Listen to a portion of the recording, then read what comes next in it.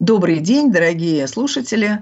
Наш сегодняшний очередной подкаст посвящен психосоматике и психосоматическому коучингу. Это такая большая космическая тема. И для сегодняшней встречи двух, не побоюсь этого слова, очень крупных фигур в области коучинга и работы с серьезными запросами и топовыми клиентами Марком Сандомирским и Михаилом Клариным является такая интересная тема, которой мы нашли название из популярной песни, знакомой вам «Трудно высказать то, что на сердце у меня». Специалистам, особенно таким, как Марк и Михаил, которые много лет работают с очень серьезными запросами очень серьезных людей, это знакомо. Человек приходит на встречу и начинает разговор о своем запросе, который на самом деле не так прост, как кажется изначально. Я представлю вам наших сегодняшних участников. Михаил Кларин, консультант, коуч высших руководителей российских и международных организаций, доверенное лицо собственников бизнеса на протяжении многих лет, соучредитель Ассоциации русскоязычных коучей АРК,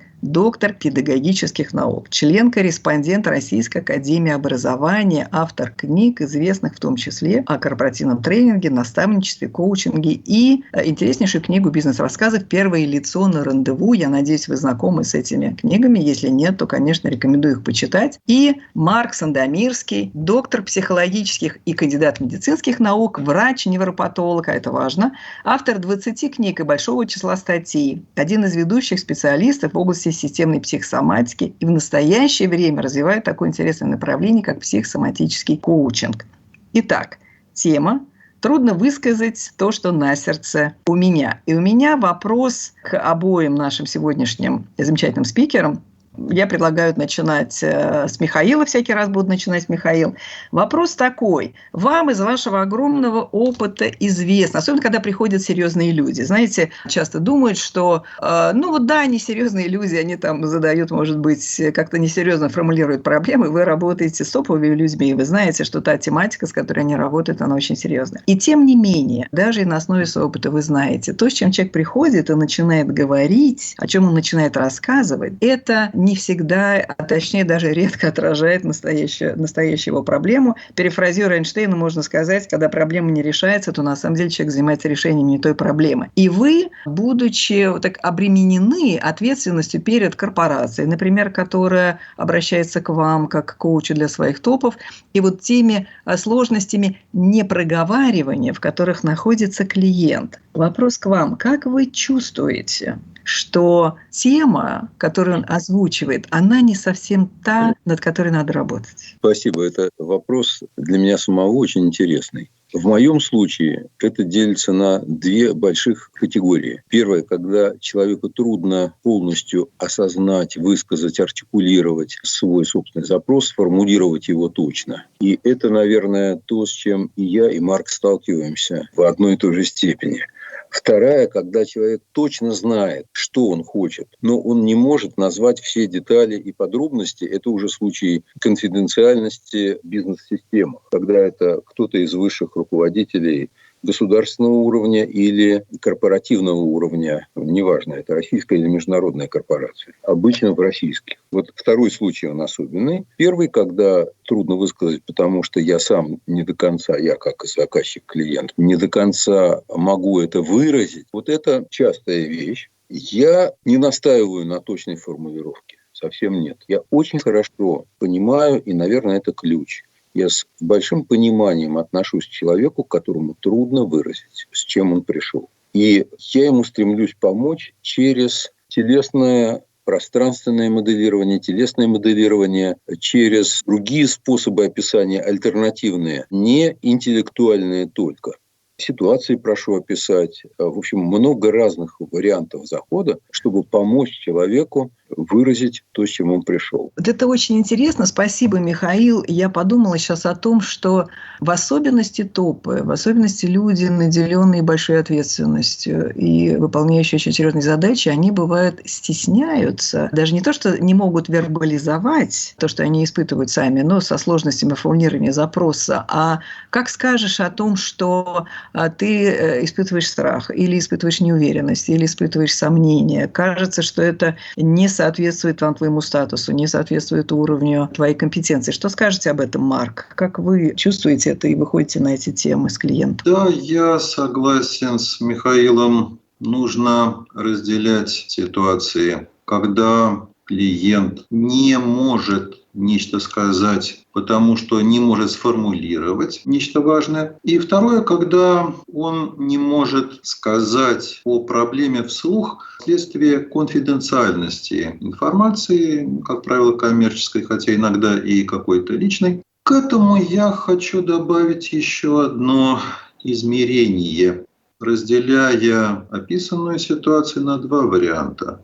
В одном случае клиент не может или не хочет сказать о чем-то другим людям, а в ином случае он и самому себе не может или не хочет о чем-то сказать.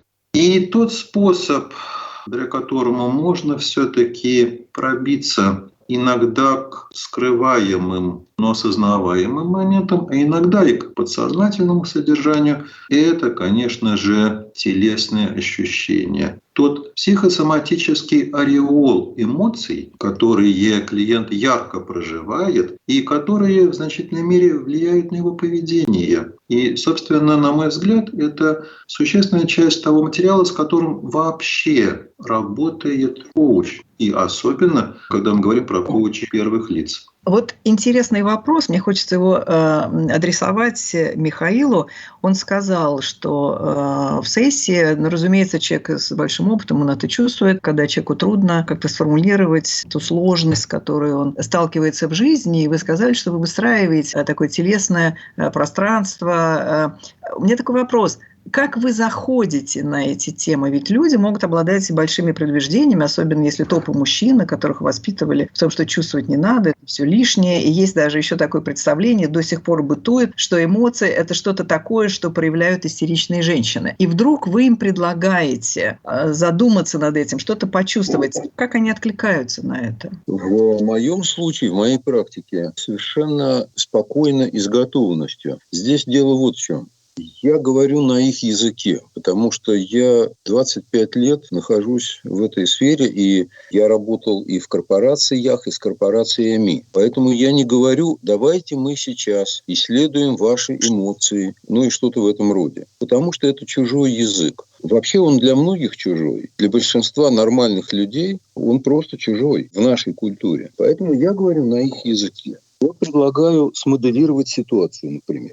Это и для меня совершенно нормальный, приемлемый язык. Я физик, между прочим, по своему базовому образованию. И для них совершенно нормальный язык. Для людей из организаций, из бизнесов. И мы моделируем ситуацию. Моделируем в том числе телесно. Как я это делаю, это уже дело техники. Но совершенно спокойно люди на это откликаются за счет языка. А до этого, конечно, еще на шаг раньше установление контакта, доверия и то, что называется на профессиональном цеховом жаргоне коучинговое присутствие, то есть присутствие, мое присутствие, полноценное присутствие, полный контакт с этим человеком, когда он чувствует, что я с ним или с ней, а не в каких-то интеллектуальных схемах и алгоритмах делай раз, два, три, четыре, пять. Потому что меня так научили. Вот я вот так ответил. Так интересно, Михаил, знаете, звучит как бы просто, да, для слушателя, но вслушиваясь вот в детали того, чтобы говорить, коучинговое присутствие – это свобода, разрешение себе предложить клиенту с этим работать, причем предложить так, что он на это откликается,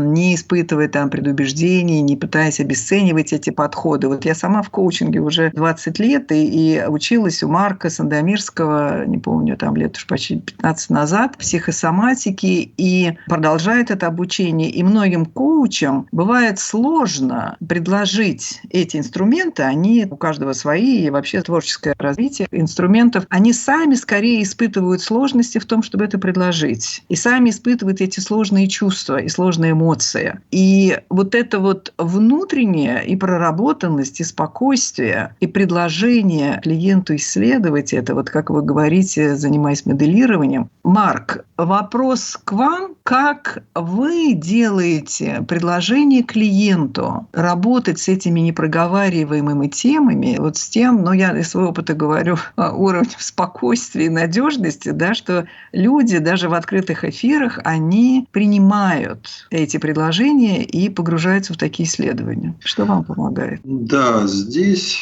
по моему опыту, важны 3 элемента. Должен только сказать, что хотя я отчетливо разделяю коучинг и психотерапию, то, чем я долгое время занимался ранее, но я вижу общие технологические моменты, инструменты, которые можно использовать в коучинговом процессе. И с этой точки зрения элемент номер 1, о котором Михаил сказал уже как о присутствии, в иной формулировке это безусловное положительное отношение к клиенту, которое создает эмоциональный резонанс. В моем представлении это обязательно, чтобы коуч вместе с клиентом начал чувствовать эмоциональное состояние клиента за счет синхронизации состояний. Разница между коучем и клиентом лишь в том, что коуч это осознает и понимает, и может словесно описать при необходимости,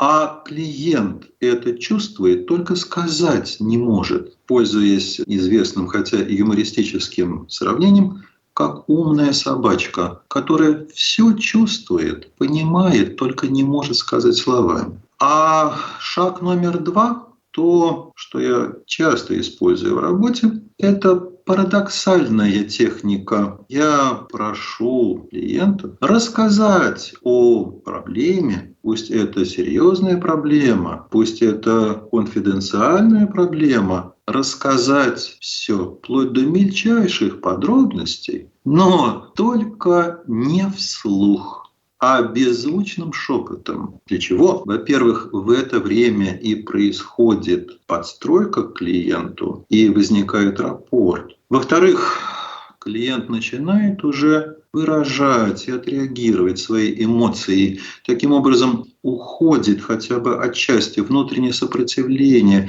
А это мешает клиенту осознавать важные моменты работы и понимать какие-то аспекты тех внутренних противоречий, с которыми и необходимо бороться, и которые необходимо преодолеть. А затем, после того, как клиент рассказал беззвучно о проблеме, о ситуации, шаг номер 3. Я перехожу к технике чистого языка. Замечательная методология, разработанная Дэвидом Гроувом, и прошу клиента описать его собственное состояние, начиная с телесного состояния. И мы беседуем с клиентом про ощущения, возникающие в разных участках тела вследствие психосоматического резонанса. И мы беседуем о том, как можно бы эти ощущения представить, может быть, зрительно, каким цветом можно их раскрасить, и другие детали субмодальности представления этого состояния.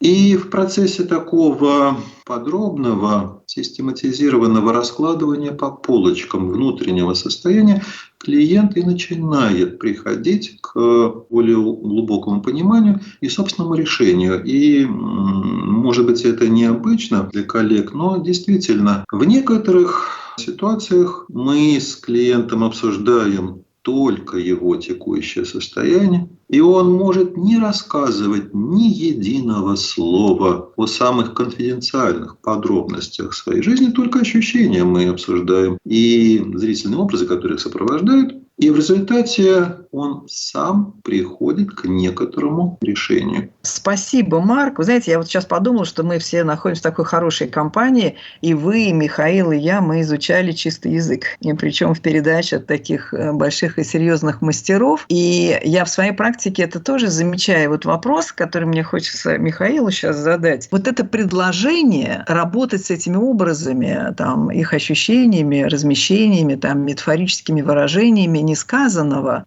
В моей практике, например, потрясающий дает результат, когда человек действительно, не может он рассказывать или не считает возможным выразить это чувство там, или как мне все надоело, или вот если он находится в достаточно токсичной атмосфере, вообще в непростой. Там действительно, даже если бы он и не стеснялся, не выразишь всей гаммы этих чувств сложных, в котором он находится. Вот, Михаил, когда я знаю, что вы тоже мастер в этой области, случается ли вам предлагать своим клиентам работать таким топом в формате clean language, этого чистого языка, и как они на это откликаются? Ведь поначалу может казаться диковатым, да, что вы чувствуете, на что это похоже. Каков ваш опыт? Когда я это использую очень часто, действительно, то я ухожу от цеховой, я в кавычках назову, психотерапевтической фразеологии и перехожу на такой усредненно нейтральный язык. Больше того, чистый язык, конечно, начинается с того, что нужно прислушаться к ощущениям.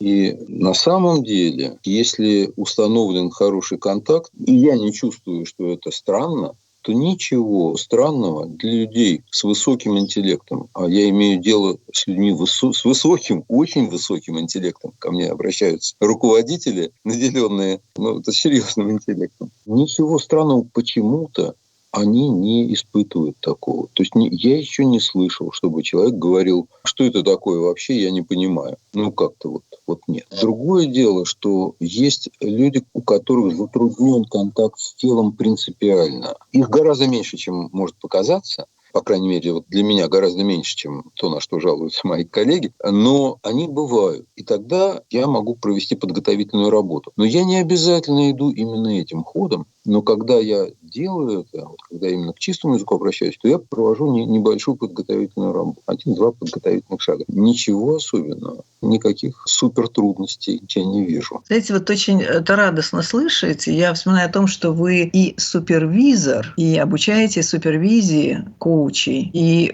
это...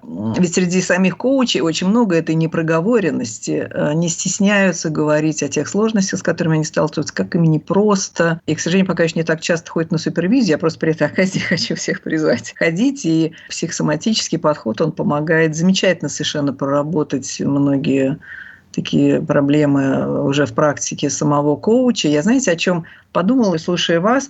У меня бывали ситуации, когда человек приходит с каким-то сложным запросом, который он даже не может описать и не знает как, и почувствовав в нем этот резонанс эмоциональный и телесный, и почувствовав в нем это напряжение, мне доводилось предложить сначала снять напряжение в том или ином подходе, и после чего клиент говорил: вы знаете, а я вообще-то все понял про свой запрос. Когда в этой большой системе уходит напряжение, то на самом деле и мышление становится более здравым, и то, что казалось проблемой, этой проблемой перестает быть. Марк, ваши многие инструменты используют в вашей практике, когда сам коуч действительно, как и Михаил говорил, он и проработанный, внутренне спокойный, предлагает, и внешне, конечно, и предлагает эти инструменты как нечто настолько само собой разумеющееся в хорошем смысле, и естественно, и органично, что клиенты это воспринимают и делают. В вашей практике снятие напряжения, разрешение внутренних конфликтов, даже не называя их, а на таком метафорическом и телесном уровне,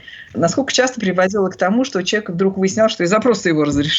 Собственно, не проблема. Естественно, ведь наша задача не в том, чтобы просто провести некоторое время коммуникации с клиентом, а в том, чтобы он решил свою проблему, чтобы он завершил свой сложный гештальт. И это может занять всю сессию. А иногда, так бывает, это может произойти на протяжении буквально нескольких минут. И клиент приходит к самостоятельному пониманию, переформулированию своей внутренней проблемы. На мой взгляд, это совершенно естественно.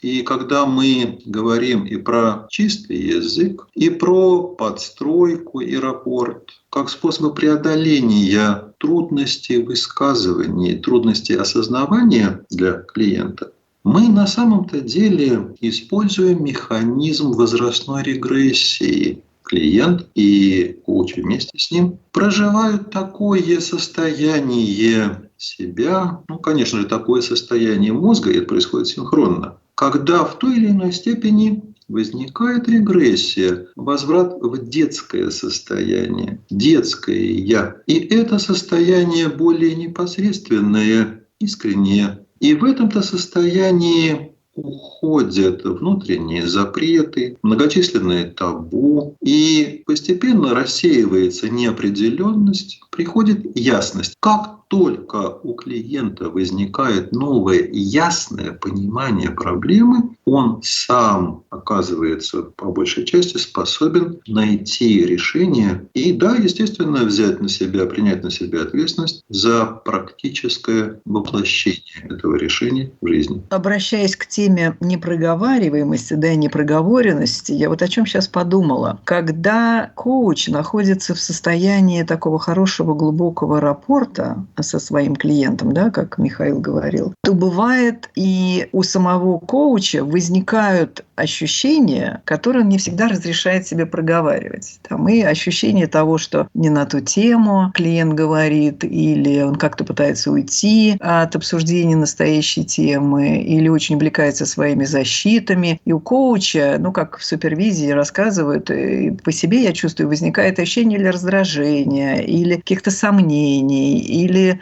в общем, разные эмоции, разной степени проявленности. И здесь, если говорить о непроговоренности и высказываемости того, что чувствует коуч, Михаил, насколько вы свободны в проговаривании этих своих ощущений? Знаете, когда возникает ощущение фальши или сопротивления, или нежелания клиента вообще работать. У меня было однажды такое, я клиент спросил, знаете, у меня такое ощущение, что, в принципе, как-то вам это не очень интересно, и вы не хотите работать. Он сказал, если честно, то да, потому что его, осчастливили. Вы знаете, там тоже Михаил, осчастливили бывают клиенты. Вот насколько вы свободны в разговоре с клиентом, в проговаривании своих чувств и ощущений? Знаете, для меня это предмет постоянной работы на протяжении уже многих-многих лет. Я не сразу начал это замечать. И вначале, когда-то давно, я этого почти не замечал, потом быстро начал замечать, но вопрос не в этом, а в том, как с этим обходиться. И вот я постоянно отслеживаю, что происходит со мной. Больше того, то, что происходит со мной, это один из основных моих рабочих инструментов, потому что я себя использую в качестве такого чувствительного прибора. И вот если я в себе ловлю какое-то ощущение того, что то, что вы назвали, скажем, со мной человек говорит, и я чувствую, что я им как-то не верю, или я чувствую, что он начинает что-то забалтывать. Вот результат моей работы над собой в предыдущие годы состоит в том, что я стал сразу это говорить. То есть я, например, говорю: знаете, вы сейчас так описываете работу совета директоров, что передо мной какая-то картонная совершенно возникает схема. У меня такое ощущение, я беру на себя ответственность за мои ощущения, да, или у меня такое впечатление, что вы как будто боитесь назвать то, как вы к этому реально относитесь. И если я это честно говорю, а я это честно говорю, как только я это говорю, наш диалог сильно меняется. Человек начинает говорить по-настоящему. Но это выглядит просто. На самом деле это требует очень большой внутренней работы. Особенно, когда перед тобой человек с высоким социальным статусом. Любым. Корпоративным, социальным, социально-политическим, любым. Вот. Это мой ответ, мой опыт. Спасибо, Михаил. Действительно, очень непростая такая дилемма перед коучем. Но вот то слово важное, которое вы упомянули, честность коуча по отношению к себе, к признанию этих чувств, да, и разумеется, в приемлемой форме говорения об этом с клиентом, да, не по типу «ой, тут я вас подловил».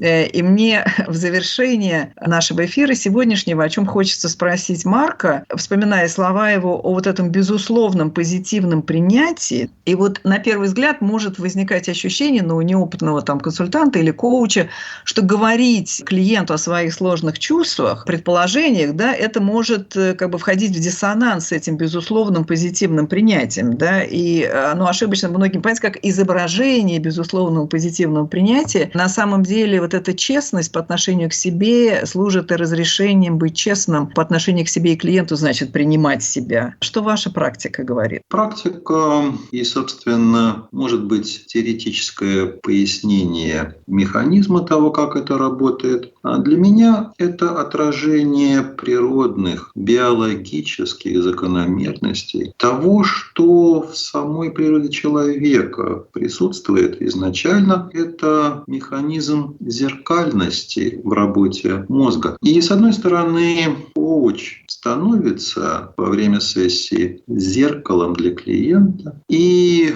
в самом себе коуч точно так же отражает состояние как клиента, так и собственное. И в этом проявляется, как ни удивительно, детско-материнское отношение, или родительское, заботливое отношение, благодаря которому автоматически, подсознательно и возникает резонанс, возникает синхронизм, в результате чего коуч начинает фактически, физически, телесно ощущать то же самое, что проживает и чувствует клиент, хотя клиент осознает это не полностью и не умеет, не знает, как об этом рассказать. Коуч в роли зеркала для клиента осознает, отражает и рассказывает, возвращает клиенту эту информацию, благодаря чему клиент и начинает лучше понимать самого себя. Тогда-то и происходит некоторая внутренняя свертка информации, благодаря чему приходит и решение для клиента. И я также думаю, что в этом есть, спасибо Михаилу за ассоциации с физикой, я думаю, что в этом процессе есть некоторая аналогия или параллелизм с тем, что описано хорошо, известно в теоретической физике, в квантовой физике. Я думаю, что механизм неопределенности работает как на микроуровне материального мира, неопределенность применительно к квантовой физике, так и на макроуровне эта неопределенность в ощущениях, переживаниях, состоянии мозга. Это неопределенность, с которой человек сталкивается в поиске решений, важных для себя решений, и тогда-то выходом из этой неопределенности становится в коучинговом процессе устойчивое, стационарное и более спокойное состояние, в котором именно клиент принимает ответственное решение на свои задачи и может его реализовать на практике. Спасибо, Марк. Вот подводя итоги подкаста сегодняшнего, как вот я себе хочу это сформулировать. Тема непроговоренности, она такая двоякая. Разумеется, люди испытывают сложности, и элементарно вербализовать, описать то, что они испытывают, или считают это неприемлемым, невозможным из-за конфиденциальности и своеобразности тематики, о которой сложно говорить. И на самом деле она с обеих сторон, со стороны коуча и со стороны клиента. И чем более коуч проработан, сохраняет действительное спокойствие, без этого такой напускного ободрения клиента,